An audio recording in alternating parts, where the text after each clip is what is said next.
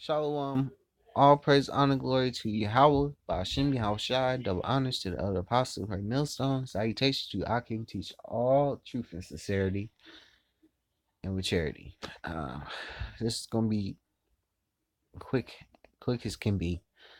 I'm gonna start. This is gonna be called "Let Go of the Cares of This World."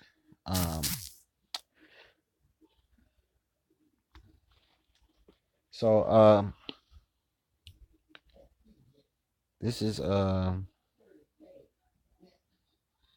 This is second Esdras 14:14. Let go from thee mortal thoughts. Cast away the burden of man.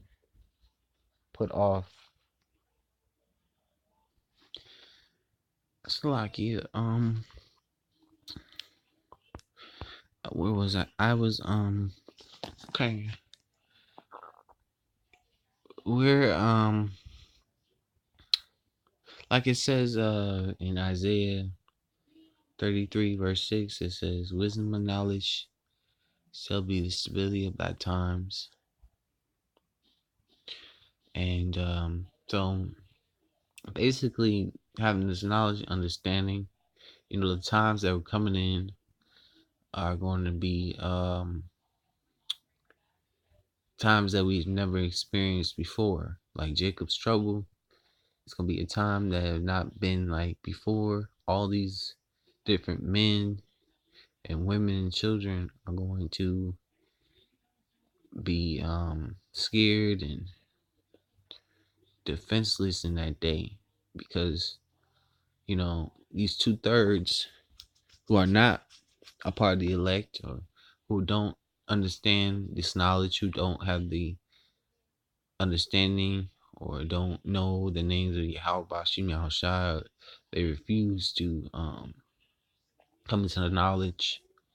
They want to stay in these churches. They want to continue in all the folly and wickedness that they a part of. And the mind state that the men of the Lord are going to be in are going to be in that mind state where they're going to be calm. All these thoughts of worrying about this or that, they're gonna have faith in Yahweh Bashim Yahushai. Their mortal thoughts, their thinking is gonna be, what's gonna keep them stable in that day is the knowledge and the understanding of these scriptures. That's gonna, what's the word? Comfort them in that day. It's gonna comfort their mind. It's gonna comfort their thoughts. They're not gonna be. They're not gonna be unwavering. They're gonna be believing and having faith that Yahweh Bashim Yahshua is going to keep them in that day, and deliver them out of the snares and different things that's gonna come around them. Like it says in scripture, through much tribulation shall we enter into the kingdom of Yahweh Bashim Yahushai. It says in scripture that 1,000 shall fall at thy right side. There's gonna be bodies that we're gonna see fall at our side. Hopefully, we're part of that number. We're gonna see things that a an average individual would bug out on, and your mind has to be stable and ready to endure that all that you see. If you see a dead body, you should be able to, one, not touch it. Two, you should be able to, like, dang, he gone, keep on moving. Because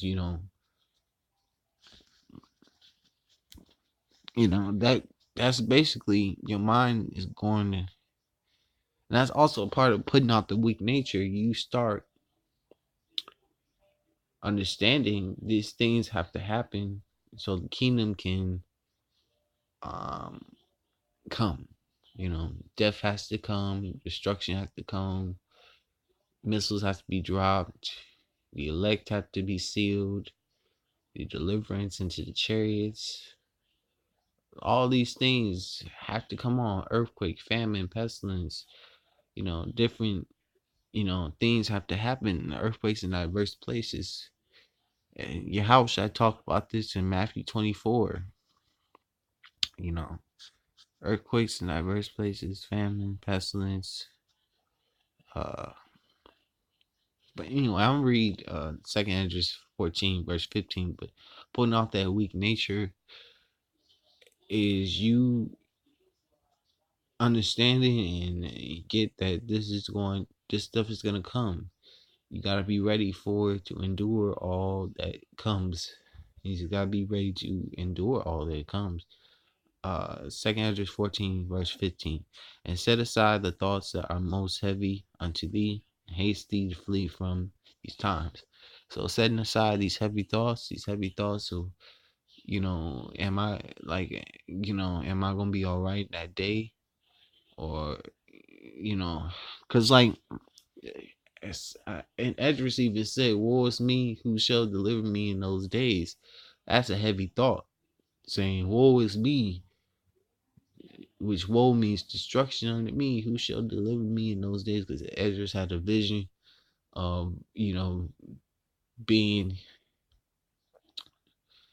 during the time he had a vision back then, had being in the time of Jacob's trouble. He had that vision of Jacob's trouble. He said, woe is me, who shall deliver me in those days? Because he gonna be back, because Esdras is back in incarnation, in a new body. In reincarnation, he's back. He's reincarnated into a new body.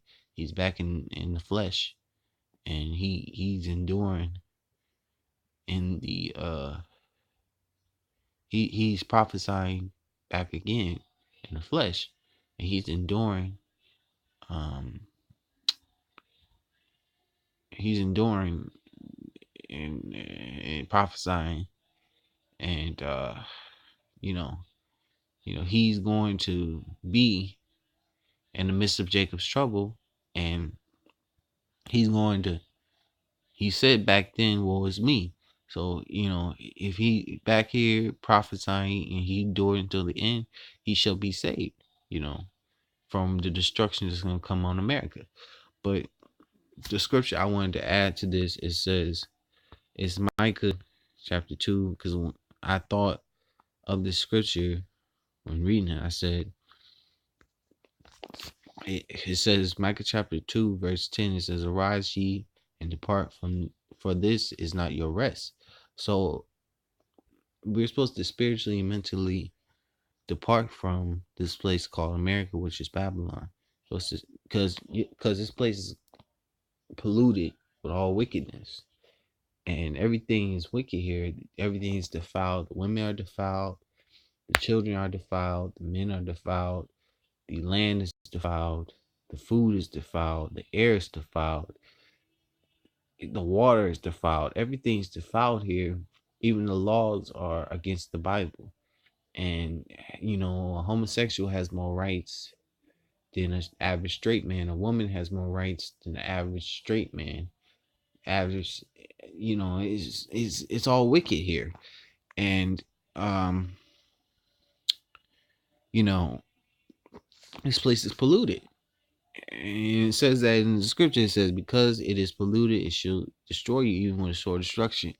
And it also made me think of Lot's wife. Her mind was so wrapped up here, and was wrapped up in Sodom and Gomorrah, she turned into a pillar of salt because the angels told her not to look back.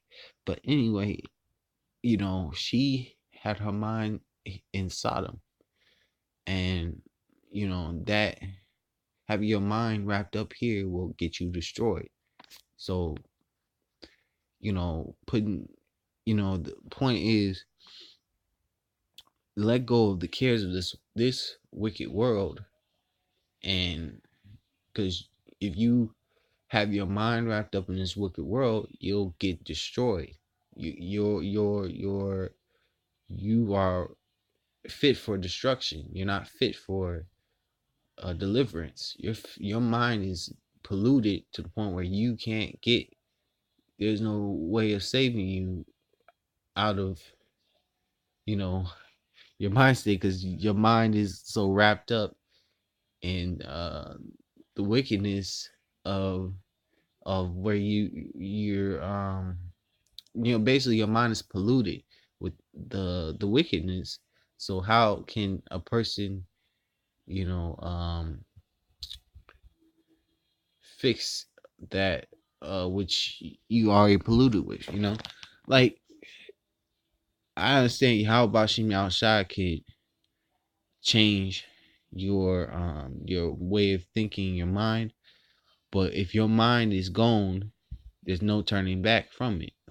Like say, um like they sometimes say, well, they don't sometimes say, if you have brain cancer, they don't find a way to fix that. They just say you're dead, you're gone. There's no way of fixing it. You have brain cancer. There's no way of fixing it.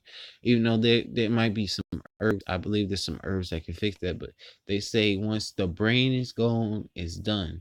It's like when they say your heart, when your heart is messed up, your that's it, no more turning back. But even though some people get heart transplants, but once your heart is messed up, once your brain is messed up, once your heart and your brain is messed up, there's no way of helping you.